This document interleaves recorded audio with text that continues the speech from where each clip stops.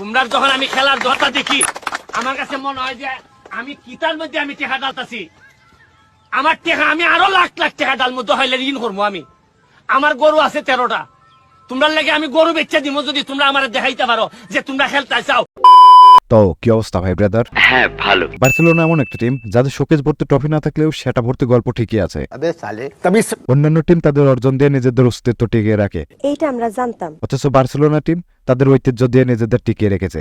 বলো কি, তুমি সত্যি বলছো? হ্যাঁ। কিন্তু আপনি ভুলেও তাদের ঐতিহ্য ঘাটতে যাবেন না। কেন? কারণ তাদের ঐতিহ্য আর আমার ভবিষ্যৎ দুটাই অন্ধকার।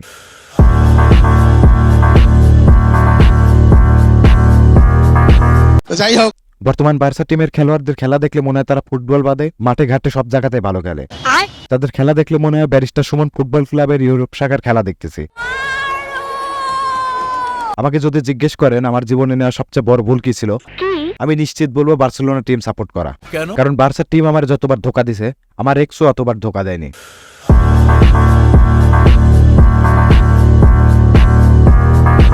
যাই হোক, আজ আমরা সেই বার্সেলোনা টিমকে অপারেশন করব। আর হ্যাঁ, এই ভিডিওটি কোনো বার্সা সাপোর্টারদের জন্য না। কমেন্ট বক্সে এসে গালাগালি করে নিজের সময় এবং শ্রম নষ্ট করবেন না, কারণ ধৈর্য এবং বীর্য দুটাই অনেক দামি। তাহলে আর দেরি কিসের? ফাও বকচুদি বাদ দিয়ে চলুন আজকে ভিডিওটা শুরু করা যাক। সংবিধিবদ্ধ সতর্কীকরণ। এই ভিডিওটি শুধুমাত্র মজা করার উদ্দেশ্যে তৈরি করা হয়েছে।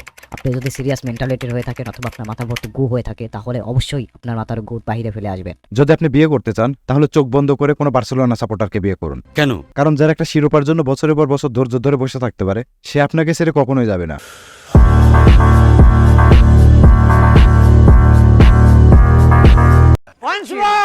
বিয়ের প্রোগ্রামের জন্য যদি ভালো কোনো কমিউনিটি সেন্টার খুঁজে না পান আপনি চাইলে ক্যাম্প নু ভাড়া করতে পারেন। But how it possible? কারণ বার্সেলোনা এখন মাঠে খেলার পাশাপাশি খাটে খেলার জন্য বিয়ে বাড়িও ভাড়া দেয়।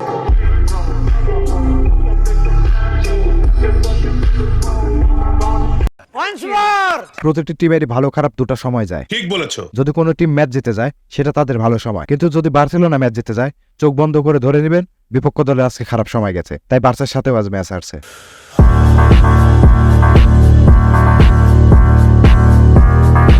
यही नहीं, अभी और सुनिए।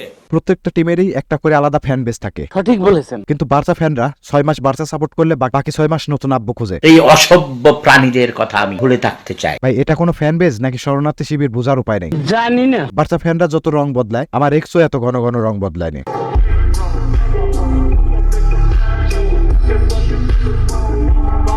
যাই হোক, ছোটবেলায় বাবা মা খারাপ সঙ্গ থেকে দূরে থাকতে বলতো, বন্ধু বাছাই করার সময় খারাপ স্বভাবী মানুষ বাদ দিতে বলতো। ঠিক বলেছো। এখন আমি খারাপ মানুষও বন্ধু বানাই ঠিকই, কিন্তু বার্সেলোনা সাপোর্টার কাউরে বন্ধু বানায় না।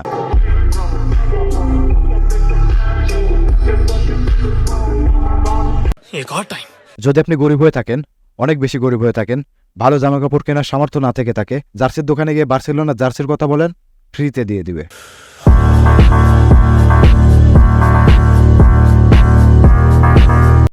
একজন বার্সা সাপোর্টার সারা রাত জেগে হারা ম্যাচ দেখে ঘুমাইতে যায়, পরের দিন আবার ঠিকই নির্লজ্জের মতো জার্সি পরে বার্সেলোনার খেলা দেখতে বসে যায়। ভাই এই পরিমাণ ডেডিকেশন যদি ক্যারিয়ারে দিতি তাহলে এখন বসে বসে আমার ভিডিও দেখা লাগতো না। চুপ, এ বিষয়ে আর একটা কথা হবে না। আচ্ছা ঠিক আছে। তো যা হোক, আজকের ভিডিও এতটুকুই। দেখা হবে পরবর্তী কোনো ভিডিওতে।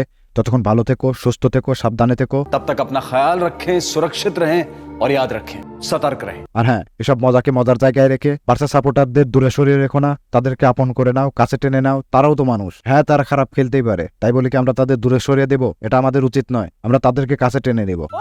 ভিডিওটি যদি ভালো লেগে থাকে তাহলে অবশ্যই ভিডিওতে লাইক করবে। আর বার্সেলোনা নিয়ে যদি তোমার কোনো মূল্যবান মন্তব্য থেকে থাকে তাহলে আমাদের কমেন্ট বক্সে জানাতে ভুলবে না কিন্তু। আচ্ছা ঠিক আছে। আমিও গেলাম, আমার বার্সেলোনার ফ্লাইট আছে। বাই। তৌহিদ, মাদারচোদ বার্সেলোনার সাথে সাথে একটা মাদ্রিদের জার্সিও নিয়ে আনে ব্যাগে। হারার ভাও দেখলে জার্সি চেঞ্জ করে নিউনি। मेरी बॉडी है मिसाइल, लड़कियां देख के करती स्माइल, मेरे स्वैग में है स्टाइल, मेरी बॉडी में mobile. I'm the boss, big boss, I'm the boss।